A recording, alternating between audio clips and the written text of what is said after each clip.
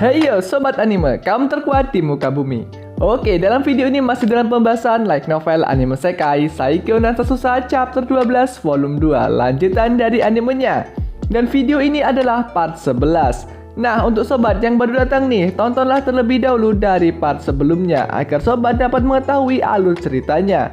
Saya sudah siapkan di deskripsi link videonya dari part 1, tinggal klik saja. Dan untuk kedepannya, channel ini akan membahas light novel anime ini dan dunia peranimean. Maka dari itu, sobat bisa klik tombol subscribe di bawah sebagai dukungan dan motivasi untuk saya.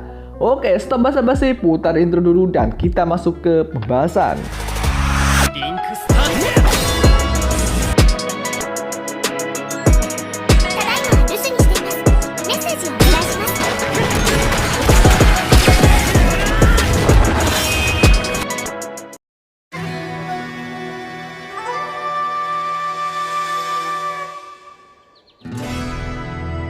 Chapter 12 volume 2, Assassin membunuh seorang assassin. Di chapter 11 atau di video sebelumnya, setelah Lu selesai piknik, ia langsung kembali ke akademi dan beristirahat di kamar asramanya.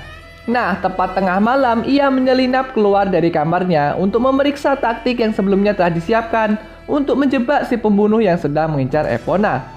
Lu semenjak diberitahu oleh ayahnya, ia berusaha untuk selalu dekat dengan Epona dan mengamati sekelilingnya. Selama Lu melakukan hal itu, Lu berhasil mendeteksi keberadaan si pembunuh bayaran itu beberapa kali. Namun mereka sangat berhati-hati dan terampil, tidak sekalipun mereka memberi kesempatan agar Lu dapat menangkap mereka. Nah, sebelum Lu pergi piknik, Lu telah menyiapkan sebuah rencana. Jadi, Lu mengubah strateginya. Jika Lu tidak bisa menangkap mereka, Lu akan memancing mereka keluar. Rencana Lu adalah dengan membuat sebuah skenario di mana Lu berpura-pura sebagai penjaga atau pengawal rahasia Yusa Epona. Tapi Lu bergerak dengan ceroboh agar para assassin yang mencar Epona ini terpancing dan meremehkan Lu.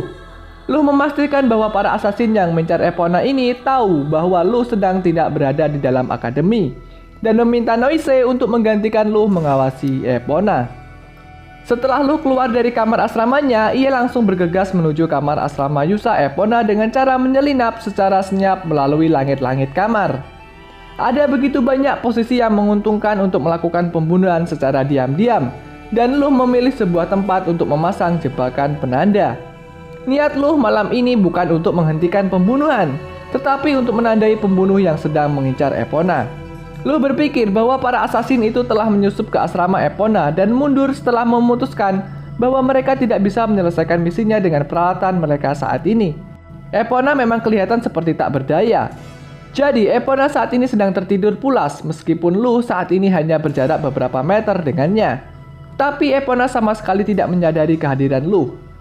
Menurut Lu, serangan meriam pada jarak ini tidak akan meninggalkan banyak goresan kepada Epona.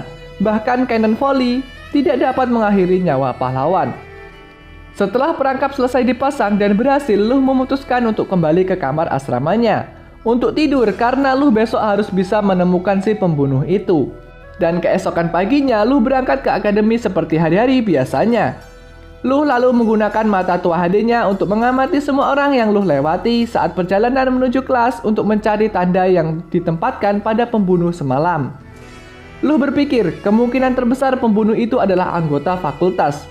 Pengamanan di akademi sangat ketat, menyusup dari luar sangat sulit. Namun, itu tidak perlu dikatakan lagi karena setiap keluarga bangsawan di kerajaan Alvan memiliki seorang anak di akademi.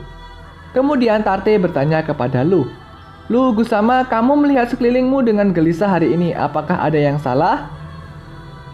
Kamu memperhatikanku, Tarte," jawab Lu. "Hanya perasaanku saja, suasana hatimu terasa sedikit berbeda," kata Tarte. Lu kaget dengan pertanyaan Tarte tadi. Lu menggunakan insting cakupan penuh dari penglihatannya tanpa melihat sesuatu secara langsung. Bagi orang lain, Lu seharusnya tampak seperti biasanya. Lu lega, untungnya pembunuh itu bukan berada di kelasnya atau di kelas S. Karena Lu tidak ingin membunuh teman sekelasnya yang menjalin hubungan dengannya. Setelah kelas berakhir, Lu membuat sebuah alasan dan pergi ke kantor Profesor Dune. Dia juga bersih, pikir Lu. Sekarang adalah waktunya makan siang. Dia, Viekone, Tarte, dan Lu pergi ke ruang makan daripada ke halaman seperti biasanya. Karena di sini Lu bisa mendapatkan banyak kesempatan yang jauh lebih baik untuk mengamati para siswa.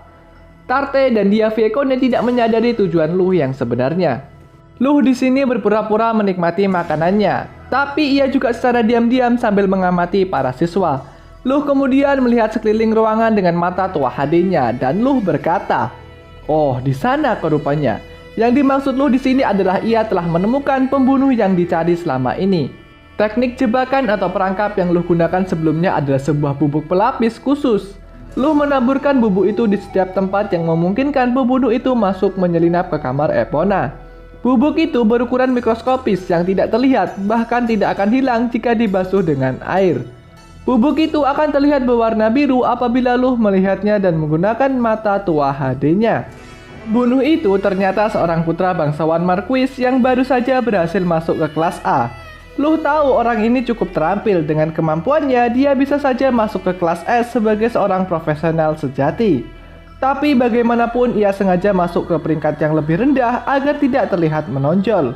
Orang ini bahkan cukup bijaksana untuk memilih kelas A sehingga ia memiliki ruang untuk dirinya sendiri dan menjaga jarak dari orang lain. Namun fakta bahwa pembunuh itu mengambil umpan Luh dengan begitu mudah, itu menunjukkan kurangnya pengendalian diri. Nah, setelah makan siang selesai, Luh bertemu dengan kepala sekolah dan beberapa orang lainnya, bahwa akademi akan kehilangan seorang siswa, jadi perlu persiapan khusus untuk dilakukan.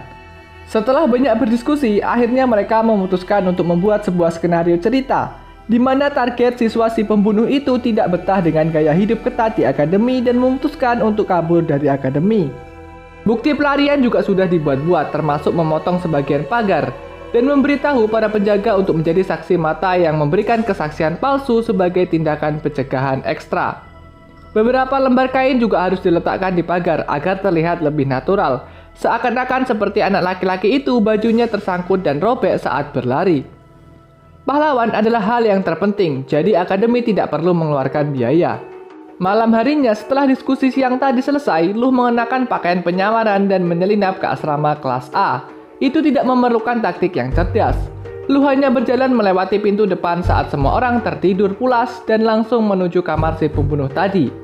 Karena sudah cukup malam, tidak ada seorang pun di luar kamar mereka, dan lampu sudah padam semua. Secara diam dan senyap seperti hantu, Luh menggunakan kunci yang telah diberikan kepala sekolah kepadanya untuk membuka pintu kamar si pembunuh. Luh kemudian memastikan dan memeriksa bahwa target sedang tidur. Lalu setelah itu Luh langsung melemparkan sebuah pisau. Luh saat ini menggunakan mata tua HD-nya untuk menentukan kapasitas mana target dan kekuatan yang diperlukan untuk menyesuaikan kekuatan lemparan pisaunya. Pisau itu menembus selimut dan jauh menusuk ke tubuh target, dan darah pun menyebar dari lukanya. Tetapi pemuda itu tidak berteriak atau mengeluarkan suara sedikit pun. Itu karena ujung pisau yang telah Luh lemparkan tadi diolesi dengan racun pelumpuh neurotoksin yang langsung bekerja. Itu bahkan membuat korban tidak dapat mengangkat jari mereka setelah racun itu masuk ke tubuh target. Hal ini tidak hanya membuat target tidak bisa bersuara, tetapi juga mencegah target bunuh diri. Pemuda tadi kebingungan saat menatap Luh, mungkin karena ia tidak mengira bahwa pengawal Epona akan mengambil langkah seperti ini. Luh lalu berkata, "Maaf soal ini, aku tidak bisa membiarkanmu menghalangi pekerjaanku. Ya memang tidak ada artinya saat ini, tapi aku akan memberimu nasihat. Sebagai seorang pembunuh, kamu harus selalu berasumsi bahwa dirimu sedang diburu. Meskipun demikian, saya telah melakukan kesalahan yang sama sebelumnya." Luh kemudian membuatnya pingsan, menghentikan pendarahannya dan memasukkan spray yang terkena darah tadi ke dalam tas, dan membawa pemuda itu di bahunya keluar dari asrama.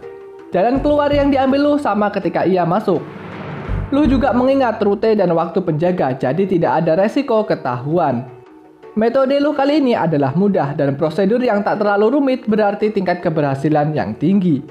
Sekarang setelah ini selesai, aku bisa membawanya ke tempat persembunyian, pikir Luh di dalam hatinya. Luh sudah menyiapkan lokasi persembunyian untuk persiapan hal-hal seperti ini. Itu adalah tempat di mana Luh bisa membuat kebisingan sebanyak ia inginkan tanpa menarik perhatian orang lain. Luh perlu menginterogasinya agar dapat memberitahu siapa nama majikannya dan motif apa atau tujuan apa pembunuhan Epona dilakukan. Dan tentu saja kegunaan dan tujuan Luh bukan hanya itu saja. Luh akhirnya mendapatkan seorang penyihir. Luh berencana menggunakannya sebagai latihan operasi mata tua HD-nya untuk Tarte. Dan oke, berakhirlah chapter 12 volume 2. Di next video saya akan bahas chapter 13. Dan akhir kata dari saya, jangan lupa klik tombol like sebagai dukungan dan motivasi kepada saya. Terima kasih buat sobat yang telah mendukung saya. Dukungan kalian sangat berarti buat saya. See you again in the next video and bye-bye.